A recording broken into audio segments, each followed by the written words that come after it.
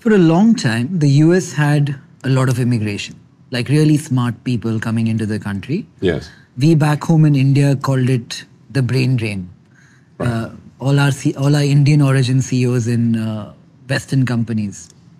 Yes, I think America has benefited immensely from talented Indians that have come to America. That seems to be changing now, though.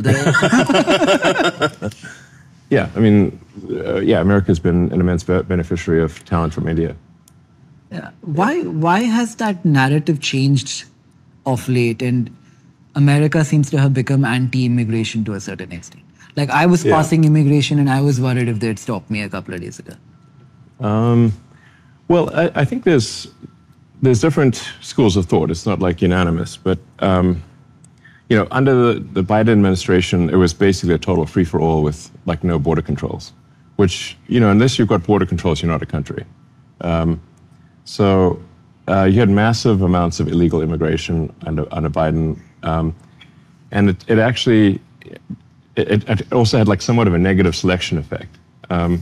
So if there's a massive financial incentive to come to the U.S. illegally and get all these government benefits, then you're going to necessarily create a diffusion gradient for people to come to the U.S. It's an incentive structure, and so I think that obviously made no sense. Like, you got to have border controls. It's kind of ridiculous not to.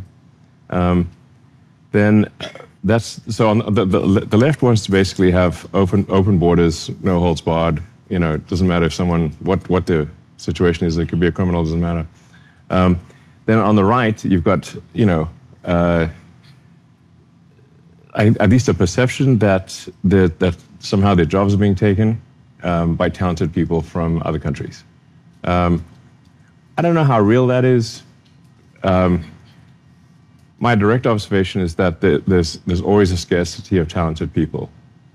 So, from my standpoint, I'm like, we have a lot of difficulty finding enough talented people to get these difficult tasks done, and so more talented people would be good. But I guess some companies out there, it's sort of they're making it more of a cost thing, where it's like, okay, if they can employ someone for a fraction of the cost of an American citizen, then I guess these other companies would hire people, just to save costs. But at my companies, the issue is we just are trying to get the most talented people in the world.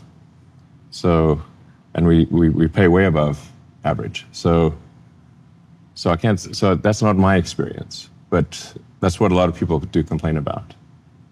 And I think there's been some misuse of the H-1B program. It's certainly it would be accurate to say that there's like some of the outsourcing companies have kind of gamed the system on the H-1B front, and we need to stop the gaming of the system.